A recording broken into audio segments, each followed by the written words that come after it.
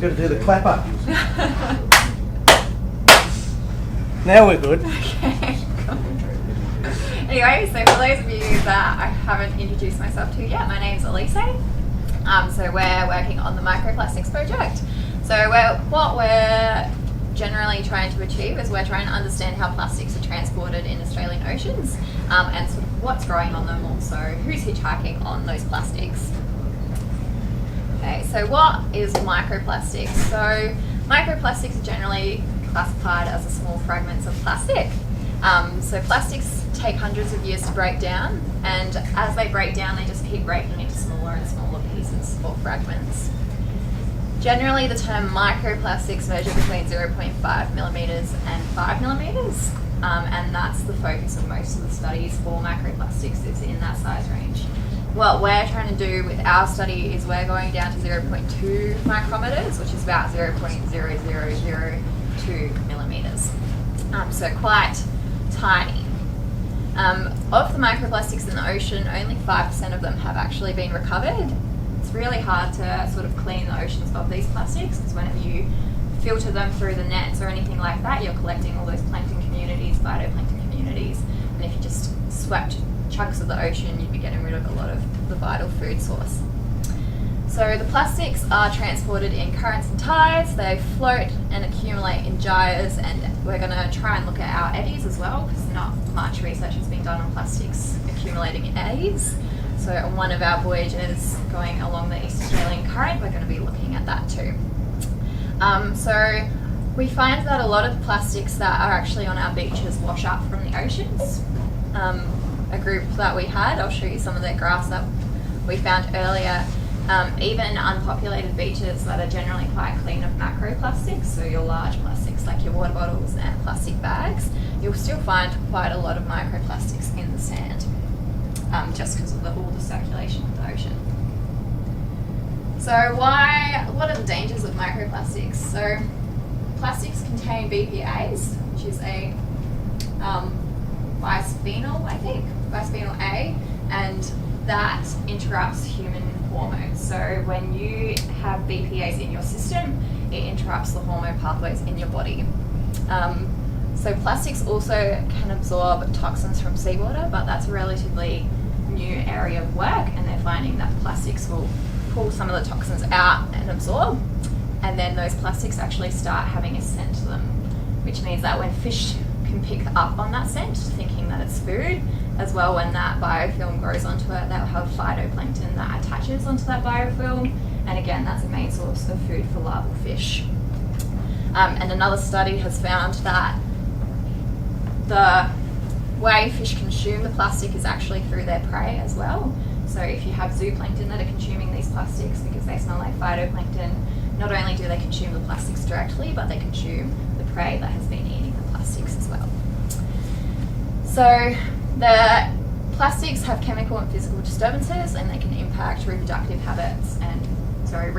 and growth rates, and can bioaccumulate up the food chain. So if you imagine you've eaten plastics that have all of these chemicals, the chemicals break down in the gut and they'll absorb into your tissues. So it's a similar sort of process. Again, this hasn't really been studied too widely because it's only sort of starting to pick up traction, but we all know that, well, most of us probably know that mercury is quite a big issue for our larger predatory fish, because the isotope of mercury doesn't actually leave the tissues, it just completely stays in the system. If you eat something with high mercury, that mercury will stay in your body, and that's what they're sort of starting to find might be happening with the plastics as they break down in the guts of the fish that we eat, which is lovely.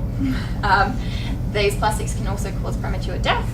So from a fish's perspective or a bird's perspective, if you've consumed plastic and you don't realise that it's plastic, you've filled your stomach up, you're not hungry anymore, but that's not actually providing you with any nutrition, so you can sort of in a way die of starvation even if your stomach is full.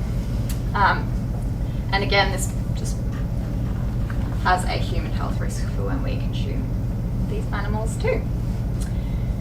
So what our study sort of aims to achieve, hopefully, is we're going to understand the transportation and abundances of small plastics in oceans around Australia. So So we're looking at 3 different levels in the depth. So a lot of the studies previously have only done surface waters. So we're doing surface in the deep chlorophyll maximum because that's where the highest level of phytoplankton are. So that's where a lot of the zooplankton will feed on the phytoplankton. So it'll be a good indicator of how much plastic is floating in that zone and close to the bottom. So with our plastics, as they live in the ocean, things attach to them and that causes plastics to sink because plastics are generally quite buoyant and in the surface. But as they weather and things grow, it causes them to drop in the ocean. So from there we're going to identify the bacteria that grow on the biofilm on the plastic, so they can be sticky, and that's how your phytoplankton actually attach to the plastics because of the bacterial growth on there, and whether these can act as a vector for disease. We're also going to look at zooplankton and how much plastic zooplankton have been ingesting. What you can see sometimes when you get zooplankton samples, because they're generally transparent because they're so tiny and microscopic, you can see that their guts have been coloured either blue or red if they've been consuming plastic. You can open them up and find out for sure if that is a plastic or if it's just a funky coloured algae that they've been eating. So to understand the transportation and abundances of small plastics in oceans around Australia, what we're aiming to do is we're collecting a whole bunch of data points around Australian oceans, thanks to M&F for giving us all of this sea time. And what we're also doing again is a lot of the studies will stop at about 330 micrometers, which is the mesh sizes of either the manta nets, the bongo nets, or the EZ nets. But studies have started finding out that nanoplastics in seawater are actually 5 to 7 orders of magnitude higher than the published concentrations at greater than 300 micrometers. So the plastic that we're looking at is about 100 times smaller than 330 micrometers, so that's quite a large range as well. It's just really hard to visualise. So they're now starting to find out that all of those estimates of oceanic plastics are actually quite inaccurate because no one's looking at how tiny they are, because those plastics just keep breaking down and never really disappear. Cool, so a study has been done in Australia using the Manta and Houston nets, which stopped at that 330 micrometer size, by Julia Reiser, who now works at the Big Ocean Cleanup. And they estimated that there's about 8,966 pieces per square kilometre of plastic in Australian oceans, so it's pretty terrifying. They did manage to have quite an extensive data set too, but again, this study only looked at surface waters and cut off at that 300 micrometre threshold. So this is the beautiful map that I put together really quickly. So as you can see, where the yellow line around Australia is the current transit that we're on. So we've got 3 sites there, and then we've got a few more voyages in the next year and a bit. So we should be able to have quite an extensive data set looking at the 3 different depths and that small size range. So by the end of it, we should have a lot of data, and hopefully we can, with the help of George and John, be able to model how those plastics move in the currents and the oceans and understand the stratification in the water column and how the weights of those plastics will be distributed as well. So we're pairing this with some citizen science initiatives. So at each location that we fly to for the voyage, we're going to attempt to collect sand samples from those beaches too. It's a pretty relevantly new new addition to the study, so we didn't get a chance to organise it with the Darwin Council to do that in Darwin. But when we get into Fremantle, we'll be collecting samples along the beaches in Fremantle, and then we'll have beaches in Sydney, Cairns, Hobart as well to add to our data set.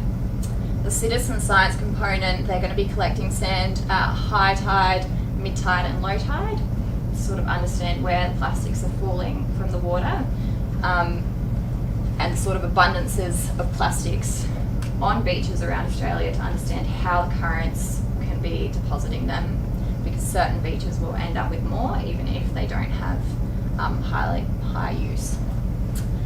So at the moment we've managed to set up areas with Elliston, Port Lincoln, York Peninsula, Adelaide, Kangaroo Island, Victor Harbour and Grove, so a lot of locations in South Australia because we're based in South Australia.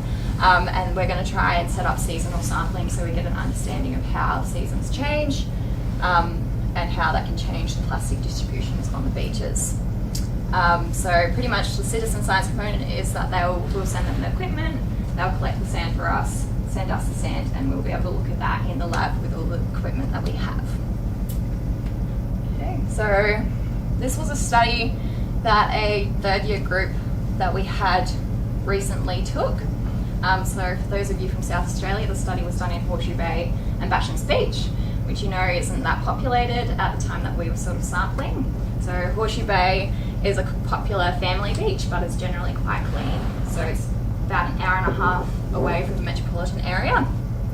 And Bashams Beach has very low usage because it's a little bit more out of the way. So at these sites, they sampled the high tide, the mid tide, and the low tide. You don't really need to understand too much about the graph. If you do, I'm happy to chat with you about it later. But what they found at these beaches that had really low use, they still found nearly 100 pieces of plastic per kilogram in highest sample. So if you think about a kilogram, that's probably like a 1 litre bottle worth of sand, and they were found in about 100 pieces in that at the maximum. They did also have lower levels as well. And again, that's a site that doesn't have a lot of macroplastics, so it sort of indicates that the oceans are washing it in. So the second point that we're looking at is identifying the bacteria that hitchhike on our plastics. So a few studies have found that dangerous bacterial species grow on those plastics, which can be dangerous both to animals but also to us. So one of the studies found that Vibrio species grows on some of the plastic surfaces, and Vibrio causes wound infections in humans, or strains of Vibrio, I should say, causes wound infections in humans, septicemia, so sort of like a blood poisoning, and diarrhea if you ingest dirt through direct food contamination. Other studies have found pathogenic bacteria for fish species. So one study found Aromonas salmonicidia growing on the plastics. So that's harmful for fish and causes phonoculosis, and can cause the whole stock of salmonoids to collapse as well, because it can cause their deaths. So it can be quite scary. Our third objective is to understand how much zooplankton they're ingesting. So they find that because of the colour of the plastics and the sort of size and the scent that they can have, zooplankton will be eating those plastics. It can cause reproductive changes to the zooplankton and growth changes to the zooplankton, so that's infecting right at the base. So every single fish in its life cycle will have at one point fed on plankton in their larval form. So it's quite important if it's impacting them. And you can sort of see there's a little graph of how it breaks down. So you've got your plastic waste, which fragments into microplastics, can be ingested by plankton, which is then ingested by fish. Your whales can ingest the microplastics when they're ingesting plankton too, or the plankton that have consumed the microplastics.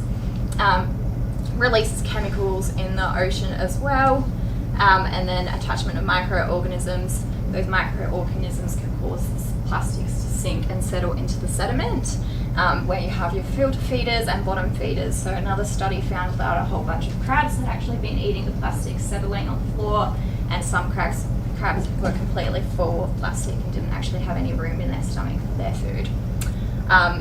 And then the bottom feeders can resuspend that plastic as well, so if there's a bit of stirring on the seafloor, it can sort of settle in that zone.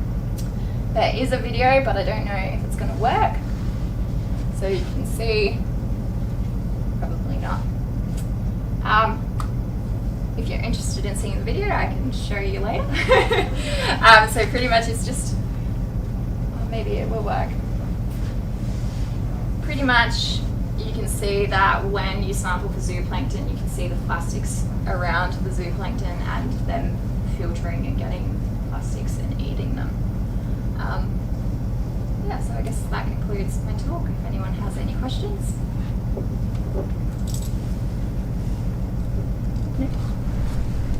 I just have one. I was wondering if the size of the microplastics bits tell you about the age That it has been in the water, or there's no relationship between them? Not really. It's hard to tell the age, but you can identify the plastic types, which mean that you can trace that back. So your sort of hardier plastics aren't going to break down quite as quickly, whereas your sort of brittle plastics will break down a lot faster. So then you can understand that if it's a hardy plastic type, then it's probably been out there for quite a while if it's broken down to such a small Okay. size. Yeah.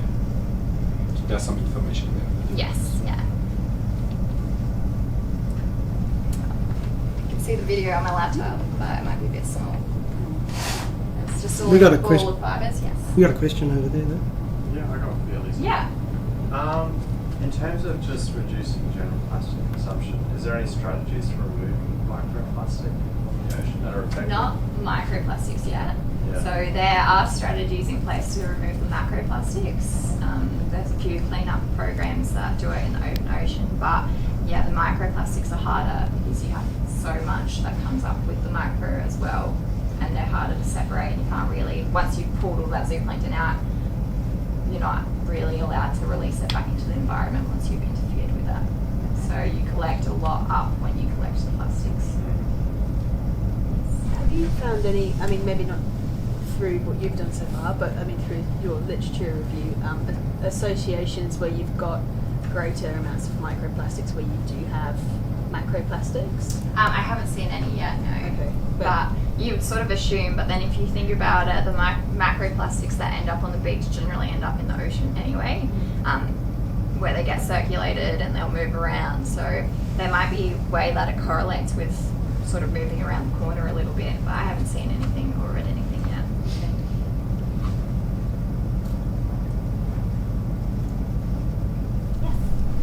Does distance from like continents, do you get more or less, like the further you get away from continents, or? So the way it's more whereabouts you're moving in relation to the currents. So if you think, like if you're looking at a sort of a map of Australia, even if Australia completely banned plastics, we didn't have any plastics on the continent, we'd still be getting the rubbish flowing down from Indonesia and circulating around us. So you got John and George working for you. There's a do. reason why you selected them. Because they're excellent oceanographers with We're young a and handsome. lifetime. Yeah, that's the accurate reason. It did look like they were your PhD students when you were showing them what you wanted them to do. Yeah, so it's a good learning experience for both of us. So they're learning about the biology and I'm learning about the oceanography, so just great. Yes. With your citizen science collection, are you aiming to include all states and territories? Potentially. I think we sort of need to see how feasible it is and how accurate it is. So with our sort of project, we're not getting them to sort the samples, we're getting them to collect it and send it to us. So there shouldn't be too many issues, but I know with other sort of citizen science initiatives, when they've had them sorting the samples, there can be big sort of patches of missing data. But eventually, if it works in South Australia, I would be wanting to extend it, but I'd probably also be wanting to have people that can sort the samples too, so I don't have thousands coming in on top of everything else. So.